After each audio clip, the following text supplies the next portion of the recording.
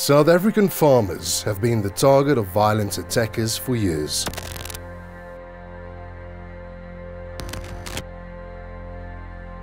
Ek is Johnny Miller van Frankfurt.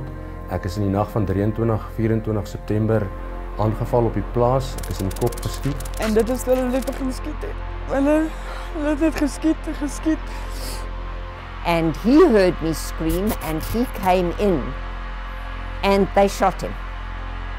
Known as farm attacks, these vicious crimes are fueled on by politicians. Shoot to kill! Hamaza! Kill the poor! The farmer! Kill the poor! The farmer! While the South African government denies that these attacks are taking place. There are no killings of farmers or white farmers in South Africa. In this series, survivors of farm attacks tell their stories.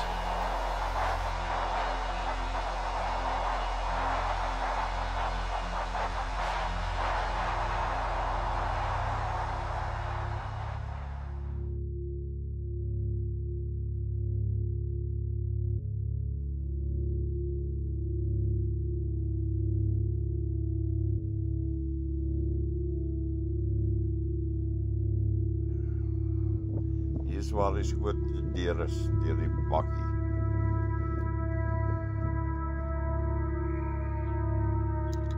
Hier is die ander kant.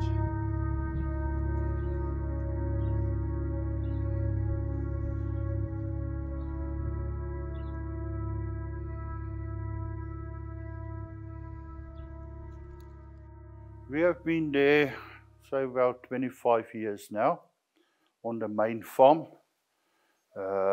I met my wife on that farm. We got married. Me and my father-in-law, mother-in-law stayed on the farm since we've been there. And yes, after a few years, we built our own place there on top, on the mountain. And then we had a daughter, Yolandi Vos. Yes, she's been born on that farm 22 years ago.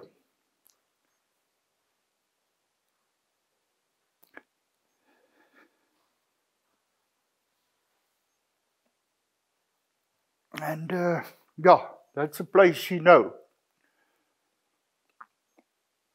She told me the other day that everything is gone now, but we still have each other. But that was a lucky place. Every time she would have been there.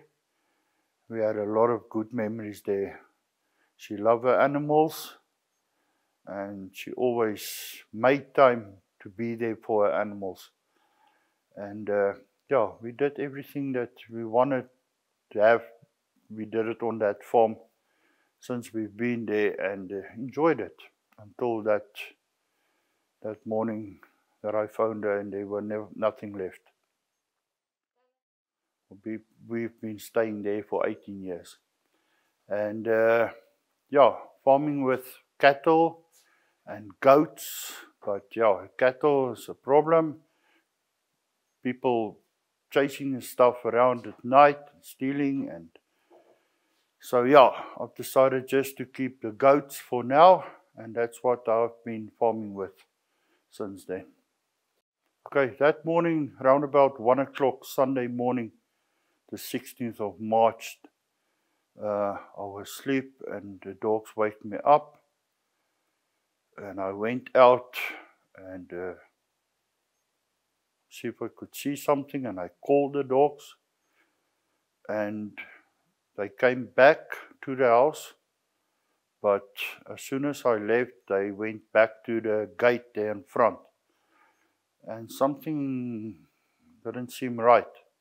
And I decided, okay, I will go out and have a look.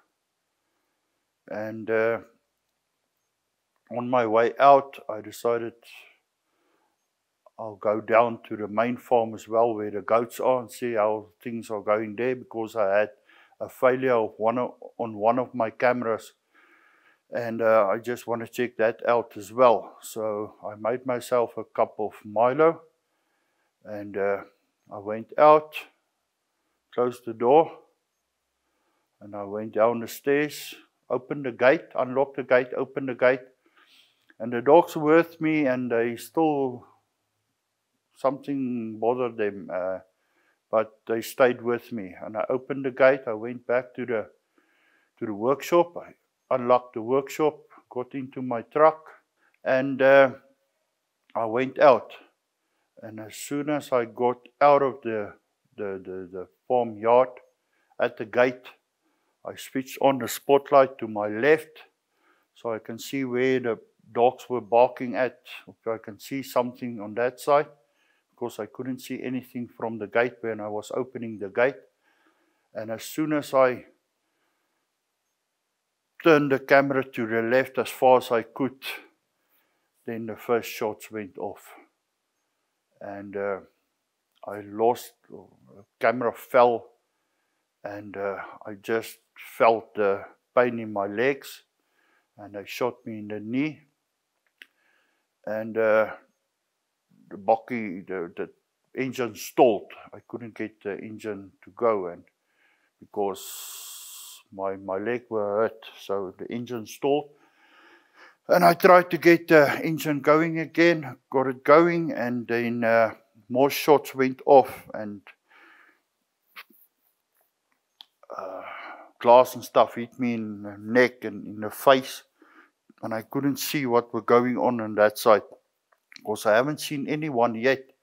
It's just glass and shots and things that went off here on the left-hand side, and my ears are ringing and stuff. So I got the bakkie on again, running, and put it in gear, and then they shot me in the back, and I could feel something is wrong in my lung because I couldn't breathe, and I know it's time now. And yes, and that is when I realized it's now or never. I must get out of this situation as soon as possible, because I won't make it. And he was still firing all over. And I just pulled away, and luckily nothing else hit me, because I was just waiting for that headshot or something, and then everything will be over. So I just pulled out there and just hope for the best. Just to get to the tar road and phone someone to help me.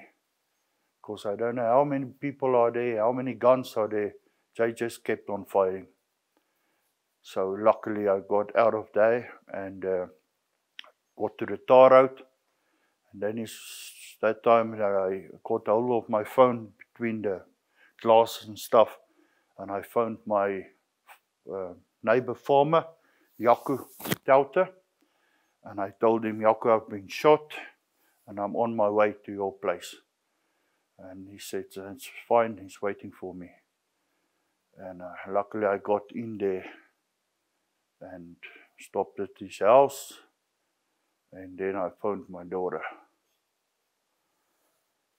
and told her what happened. And yeah, I lost a lot of blood inside my bakkie, outside, waiting for the ambulance, because the ambulance can't arrive if the police are not there. So you're waiting for the ambulance and losing blood, and it's just a mess. Everyone is running around. We don't know what is happening. The people will come down to his farm. So yeah, everyone is running around, and then the ambulance arrived. I got into the ambulance, and yeah, then after a while they told me my house was on fire.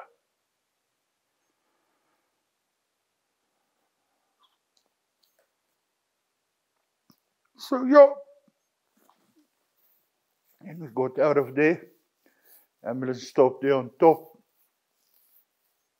They opened the door for a while to exchange some things with the paramedics and people, and that's when I saw my house was on fire there on top. And then we left to the hospital, and that's when I got my daughter there. She was waiting there at the hospital. at Laratong, and then they transferred me to hospital in Joburg. And yeah, they started cleaning up and take it from there. And I've been a week in the hospital and then they released me. Well, the thing is, why they burnt my house, that I can't explain. Really, I can't explain that. It's the first time that I've heard about farm attacks and stuff that they burned the house. For what reason, I don't know. Because as far as I know, there's nothing out of my house. At the bottom of my house in the lapa, there's a big screen TV still mounted on the wall. My other truck's keys are lying on the table that was standing outside. I don't know if anything had been taken there. My daughter's car were in the workshop. Her keys were in her car. They didn't take her car as well. They stole a battery out of the other truck, and they stole her radio and the speakers out of her car that same morning. And that's the only thing that we could find that had been stolen that night outside there. Because my sister and my daughter went the next morning to fetch her car, and they realized that the radio and speakers been stolen, and the battery out of the other truck as well. And the keys were lying on the inside the car. So why they burned my house, that I can't explain that. I don't know. I don't know, because I don't know if they're angry that I got away, because as far as we know, they shot 16 shots. 3 got me. I don't know if they're angry that I got away. But why would they give me a 50-50 chance to get away? They could have shot me at the gate when I opened the gate. I haven't had anything with me except for the keys and my Milo. They could have shot me there. They could have captured me and tied me there, take everything that they want. On my way from the gate to the workshop, they could have stand right in front of the truck when I came out and shot me in the face. There's so many things that I don't know what really happened, because they were nearby. You see where they got the bullets and stuff lying there in the grass. They were standing real close by. So they could have done a lot of things at the gate without shooting, without trying to kill me or burn my house down. So many unanswered questions. And yeah, I can't tell you, really. No one. Really, on that farm, I can tell you, if there's someone helping each other, I think I'm standing in front of the line with white and black farmers around there. I will go out any time of night, like I usually do, to Yakutauta's farm, to my own place, and whoever is there next door to them. There's a lot of little plots and farms and stuff there. If I go out, I make a turn everywhere I can to see if that it's safe all over. And I don't know about anyone that I got an argument with, or that's upset with me, or that we fight, or nothing on that farm. I don't have anyone that's working for me on that farm. I do everything myself. And really, there's no one that I know that would do something like that. It must have been people that I don't know at all. And I haven't had my dogs during the night being so aggressive and keep on barking and stuff as that night. So I can't see that everyone were there before that will do something like that. Really, I can't tell you what happened there that night. Okay, as far as I know, I've been shot twice through the knee. Luckily, the bullets went through. I lost a lot of blood waiting for the ambulance. There's a fracture in my knee, and that's why they put this gauze and stuff on from top to the bottom for 6 weeks, and hopefully this knee will recover. That's one of our biggest problems. Otherwise, I need to have a knee replacement. And then there went one shot through my back, right next to my lung. So I've got a tear here on my lung where the blood went through, and that's why I battled to inhale, what you'd say. And but they decided not to take the bullet out because they're going to cause more injury at the end of the day. So they said they're going to leave the bullet in there for as long as they can and see if the lung will recover. As far as we know, until now, it's much better than it was. So they decided to leave the bullet in there and just let the lung recover by itself, and I can go on with my life. Yeah, so my biggest problem is this knee. If I ever will be using this knee as I did before. Yeah, you know, after the shot in the back, I had a leg that didn't mean much, because if you've been shot twice through the knee, I have been shot in my life, but I can tell you, if you've been shot in the knee, you don't have any power on this leg. You can't do anything at all. Really, how I got that bucky running again and got out of there, I don't know, but the pain is making you mad. And shots here near your ears and all the glass and stuff in your face and in your eyes. You don't know where to go, what to check for, and where to see what's going on. As far as I know, the shots came from this side. And afterwards, the footage that I saw and the pictures and stuff that I saw, it's all coming from this side. But yeah, and then the shot at the back, then I really realized that it's not good. There may be a time that I'm not going to make it down the road because, yeah, I couldn't get oxygen and stuff in my lungs, and there were a problem. And I know they still kept on shooting, and any time around now, it couldn't be a headshot. And if they shoot me in the head, then I'm gone. And yeah, the only thing that I think kept me going is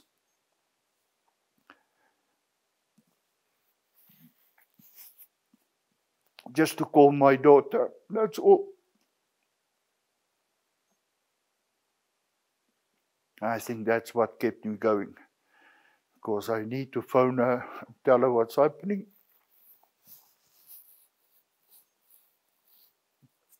Tell her I love her. That's all. Yeah. So luckily I did it. I did it.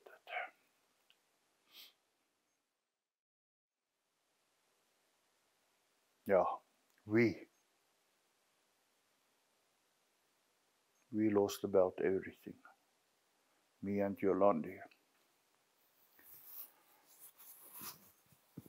Of course, everything we had in that house.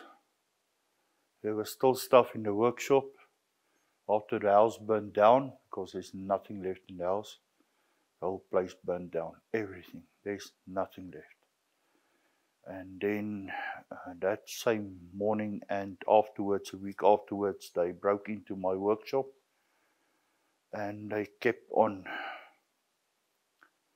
taking stuff out, cutting my fences, everything that were lying all over. They just took, they cut the electricity poles. They took everything they can. Inside the workshop, outside the workshop, in the yard, they took everything. So yeah, there's really nothing left. We took some of the stuff and placed it somewhere else.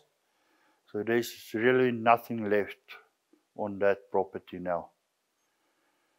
I've got hold of some people, farmers, and really nice people that wants to help me rebuild that house or rebuild a house on that property. Already a few people phoned me about bricks and building material, and they've launched a thing called baksteen for the boer, brick for the boer. So yeah, there's a lot of people that has already phoned me about donating building material and stuff to rebuild that house there. So we'll see from there, and as soon as I'm better, I will contact the people and see what I can collect, get, and see who's going to help me and start all over again. That's all we can do. Just to get a roof over your top, over your head, and then we'll take it from there. I'm not going to run away from there. It's my place. It's mine. And it's my daughter's. So yeah, we're going to rebuild it.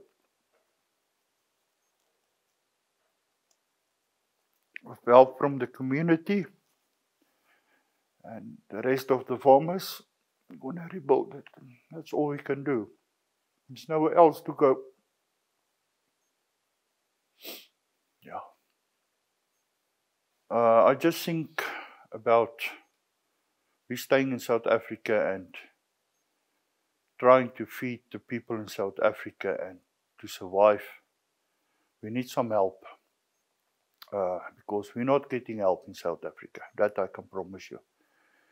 Farmer tax is not a big thing in South Africa. I know about the farmer tax and the murder 2 months prior to mine, and no one knows about it. The police were there that morning, or that night I was there as well. And afterwards, after my incident, I spoke about it and no one knows about it. And it's, something that's been just stored aside, put aside.